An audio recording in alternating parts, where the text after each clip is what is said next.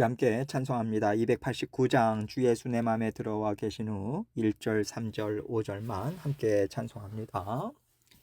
주 예수 내 맘에 들어와 계신 후 변하여 새 사람 되고 내가 늘 바라던 참빛을 찾음도 주 예수 내 맘에 오심 주 예수 내 맘에 오심 주 예수 내 맘에 오심 물밀듯 내 맘에 기쁨이 넘침은 주 예수 내 맘에 오심 내 맘에 소망을 든든히 가짐은 주 예수 내 맘에 오심 의심의 구름이 사라져 버림도 주 예수 내 맘에 오심 주 예수 내 맘에 오심 주 예수 내 맘에 오심 물밀듯 내 맘에 기쁨이 넘침은 주 예수 내 맘에 오심 내가 저 천성에 올라가 살기는 주 예수 내 맘에 오심 천성에 올라가 주님을 뵈리니 그 기쁨 비길 데 없네 주 예수 내 맘에 오심 주 예수 내 맘에 오심 물밀듯 내 맘에 기쁨이 넘침은 주 예수 내 맘에 오심 아멘. 기도하겠습니다. 하나님 아버지 감사합니다. 아버지 하나님께서 은혜로 우리를 부르시고 날마다 동행해 주셔서 감사합니다. 우리 사랑하는 모든 성도님들 삶 가운데 주님께서 날마다 간섭하시고 앞서 나가 주시며 모든 일들을 지켜 보호해 주셔서 아버지 하나님 앞에서 아름다운 열매 다 맺을 수 있도록 은혜 베풀어 주옵소서. 아버지 하나님께서 오늘도 힘있게 하나님의 자녀된 권세 받아 누리면서 살아가라고 주님의 말씀 주십니다. 이 말씀을 통해서 우리 각자가 들어야 할 주님의 음성 듣게 하시고 오늘도 주님과 더불어 기쁨과 감사로 함께 동행하는 하루하루의 삶이 될 수 있도록 아버지 하나님께서 도우시고 인도하여 주옵소서. 감사합니다. 예수님 이름으로 기도합니다. 아멘. 하나님 말씀 예레미야서 31장 31절로 33절입니다. 예레미야서 31장 31절로 33절 제가 읽습니다. 여호와의 말씀이니라. 보라, 날이 이르리니 내가 이스라엘 집과 유다 집에 새 언약을 맺으리라. 이 언약은 내가 그들의 조상들의 손을 잡고 애굽 땅에서 인도하여 내던 날에 맺은 것과 같지 아니할 것은 내가 그들의 남편이 되었어도 그들이 내 언약을 깨뜨렸음이라. 여호와의 말씀이니라. 그러나 그날 후에 내가 이스라엘 집과 맺을 언약은 이러하니 곧 내가 나의 법을 그들의 속에 두며 그들의 마음에 기록하여 나는 그들의 하나님이 되고 그들은 내 백성이 될 것이라. 여호와의 말씀이니라. 아멘. 하나님께서 이스라엘 백성들을 보실 때는 늘 시내산에서 맺은 언약을 기억하셨습니다. 나는 너희의 하나님이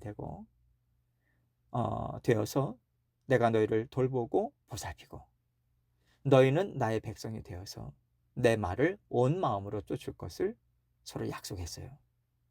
그래서 하나님께서는 이스라엘 백성을 하나님의 백성으로 여기시고 돌보시고 가르치시고 인도해 주셨는데 이스라엘 백성은 하나님을 그들의 하나님, 그들의 왕으로 여기지 않았어요.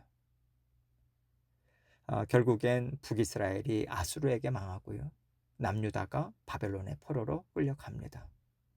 그럼에도 불구하고 하나님께서는 이스라엘 백성과 맺은 언약을 포기하지 않으시고요. 여전히 하나님의 백성으로서 그들을 돌보시고 구원 역사를 이루어 가십니다. 이것을 오늘 말씀은 북이스라엘과 남유다를 사랑한다고 하시면서 주시는 새 언약으로 표현하고 계신 거예요. 오늘 본문 31절과 32절 봅니다. 여호와의 말씀이니라. 보라, 날이 이르리니 내가 이스라엘 집과 유다 집에 새 언약을 맺으리라. 이 언약은 내가 그들의 조상들의 손을 잡고 애굽 땅에서 인도하여 내던 날에 맺은 것과 같지 아니할 것은 내가 그들의 남편이 되었어도 그들이 내 언약을 깨뜨렸음이라. 여호와의 말씀이니라. 하나님께서 장차 온 이스라엘에게 새로운 언약을 맺어 주겠다고 하세요.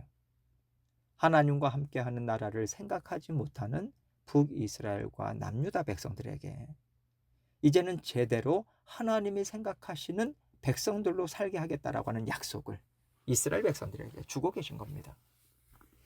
그리고 새 언약이 필요한 이유를 내가 그들의 남편이 되었어도 그들이 내 언약을 깨뜨렸기 때문이다, 이렇게 말씀해 주시죠. 시내산에서 언약을 맺을 때만 해도 이스라엘 백성들은 하나님을 사랑하고 하나님의 말씀을 잘 쫓아갈 수 있을 거라고 생각했습니다. 그래서 하나님께서 너희가 내 말을 쫓지 않을 경우에는 이러이러한 저주를 받을 것이라 이 약속을 주셔도 그것을 다 그들은 받아들였어요. 네, 받겠습니다. 저희가 하나님의 말씀을 듣지 않는다면 벌을 받아야죠. 이렇게까지 각오하면서 하나님의 백성으로 살기를 한 목소리로 맹세했어요.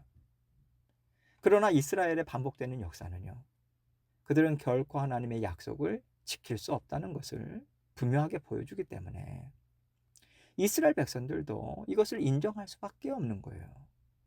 그리고 하나님은 그들이 하나님의 언약을 깨뜨리고 실패한 자리에서 하나님의 은혜로 하나님의 백성이 되게 하시는 약속을 주고 계신 거죠. 이제는 너희가 아무리 연약하고 부족하고 심지어 악할지라도 영원히 깨지지 않고 끊어지지 않는 새 언약을 내가 너희에게 주고 내가 주도적으로 너희를 영원토록 내 백성답게 살 수 있도록 내가 이끌어 가겠다. 내가 책임지겠다. 이런 새 언약을 이스라엘 백성들에게 주게 되었다는 것입니다. 이것이 우리가 잘 알고 있는 예수 그리스도의 대속의 죽으심이죠. 그래서 더 이상 우리는 희생 제물의 피를 흘리지도 않고 더 이상 우리는 율법의 행위를 통해서 의로운 사람이 되고자 하지도 않습니다. 이제 우리에게는 중재 역할을 하는 대제사장도 더 이상 필요가 없게 됐어요. 이러한 말씀을 33절은 이렇게 설명해 주고 있습니다.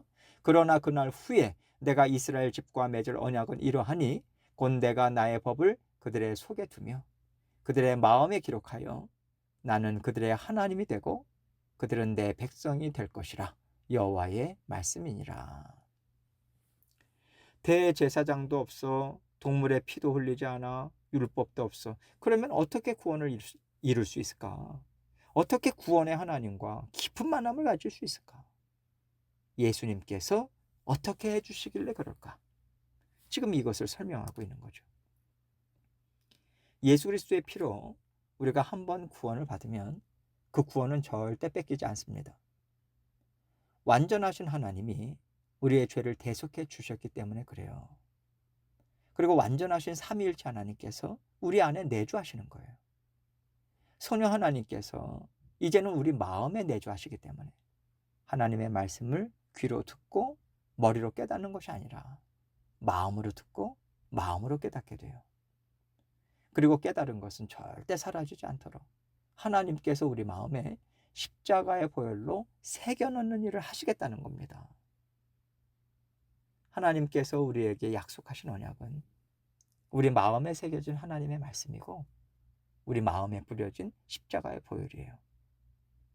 하나님이 우리를 얼마나 사랑하시는지, 우리가 아무리 악하고 우리가 아무리 연약하고 아무리 세상이 좋다고 발버둥 쳐도 하나님께서 붙잡고 놔주시지 않겠다는 이 하나님의 특별하신 사랑이 바로 우리를 구원해 주신 극진한 사랑입니다.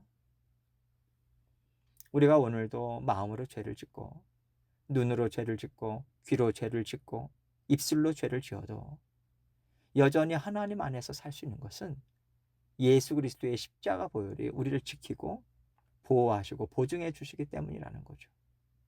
그래서 우리가 받은 구원은 결코 빼앗기지 않는데, 빼앗기지 않는 이유가 무엇이냐?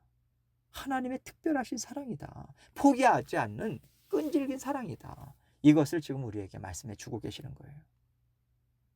그렇다면 구원을 받은 우리가 믿음의 가정을 이루고 또 믿음의 공동체를 이루면서 살아갈 때 무엇을 의지해야 되는가? 무엇이 우리 마음의 중심이 되고 무엇이 우리 가정의 중심이 되고 교회의 중심이 되어야 하는가? 사람이 아니라는 거예요. 사람의 마음이 아니요, 사람의 믿음도 아니요, 사람의 능력도 아니고 지혜도 아니고 물질도 아니더라. 이것을 계속 인정하고 고백해야 진정 하나님께서 우리의 생명 되신다는 고백을 할 수 있는 것입니다.